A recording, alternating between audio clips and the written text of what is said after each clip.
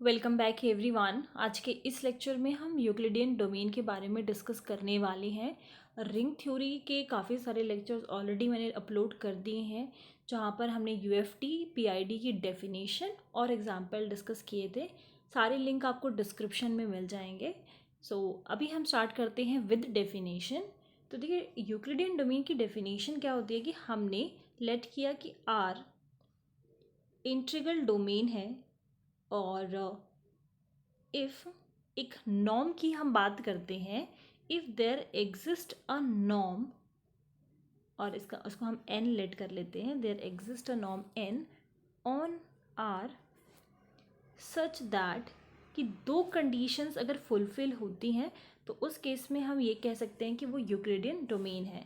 सो N जो हमने norm define किया है, N A into B, this should be greater than is equals to N A. यहाँ पर ए और बी जो हमने लिया है वो हमारे इंटीग्रल डोमेन से बिलोंग कर रहे हैं, ए और B. This will belongs to R, but ये जो ए बी हमने लिया है इनमें से कोई भी ज़ीरो के इक्वल नहीं होना चाहिए। इसकी सेकेंड कंडीशन कहती है, हमने एक एलिमेंट तो आर से लिया है और दूसरा एलिमेंट हमने आर माइनस ज़ीरो से लिया है।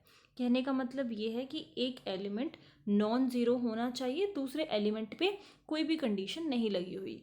Then there exist Q and R जो हमारे आर से बिलोंग करेंगे, such that we can write A is equals to B Q plus are.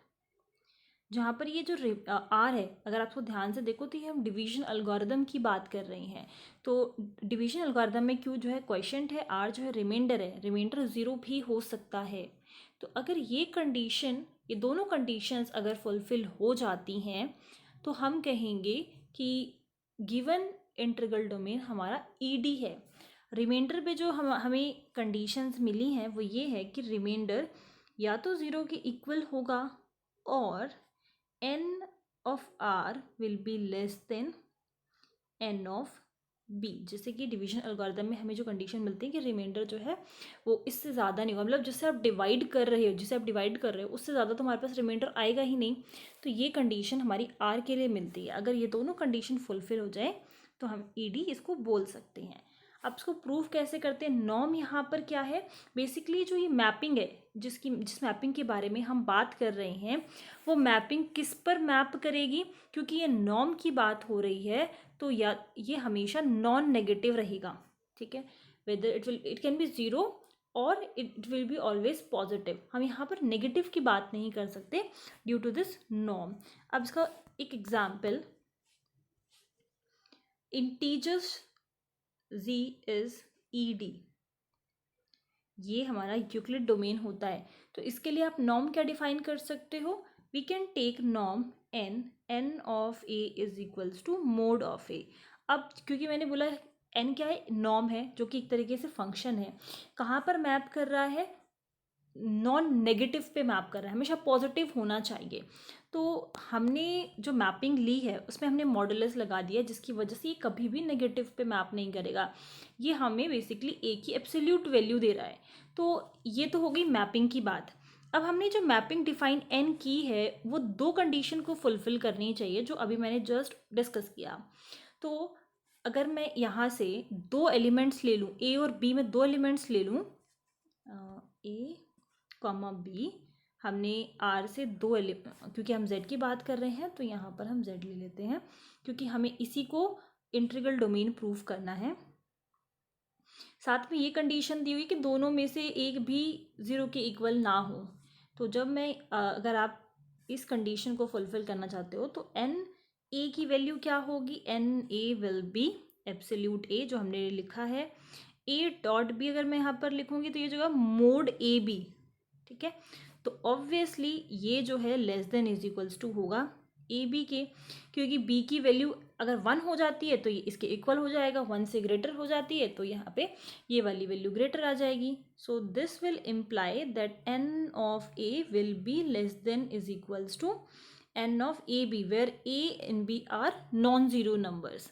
पहली कंडीशन फुलफिल हो गई। सेकेंड कंडीशन में डिवीजन एल्गोरिदम फॉलो होना चाहिए। तो ये तो हमें पता ही है कि इंटीजर्स जो है ये डिवीजन एल्गोरिदम को सेटिस्फाई करता है, प्रॉपर्टी की उसी की होती है। तो यहाँ पर सेकंड कंडीशन भी हमारी करेक्ट हो गई। तो इससे हमें क्या पता चलता है कि इंटीजर्स क्या होते हैं, यूक्लिड डोमेन होते हैं। देन उस लास्ट वीडियो में जो हमने वेन डायग्राम डिस्कस किया था उसकी हेल्प से भी आप क्या रिजल्ट निकाल सकते हो, ये एक तो ये एग्जाम्पल हो गया। Then second we can say every field is ED, Euclidean domain होता है। और जैसा कि हमने बोला कि हर एक फील्ड यूक्लिडियन डोमेन होता है। तो ये दो कंडीशंस आप कैसे सेटिस्फाई कर सकते हो, बेसिकली आपको क्या दिखाना है, एक नॉर्म ही तो दिखाना है कि एक नॉर्म ऐसा एग्जिस्ट करता है सच दैट ये दोनों कंडीशंस को फुलफिल करे। और यहाँ पर हम फील्ड के लिए बात कर रहे हैं कि सारी फील्ड जो होती हैं वो ईडी यूक्लिड डोमेन होती ही हैं। तो आप एक बस नॉर्म दिखा दो तो हम क्या बोल सकते हैं कि there exist a norm. Norm को हमने कैसे डिफाइन किया है, n of a is equals to 1। ये कैसा नॉर्म है, हमेशा हमें नॉन नेगेटिव आंसर ही देगा।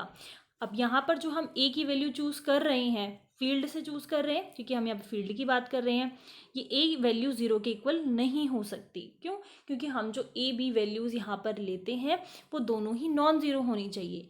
सेकेंड प्रॉपर्टी में एक पर हमें कोई कंडीशन नहीं दी है, दूसरे में हमें एक नॉन ज़ीरो वैल्यू ही लेनी होती है, ठीक है।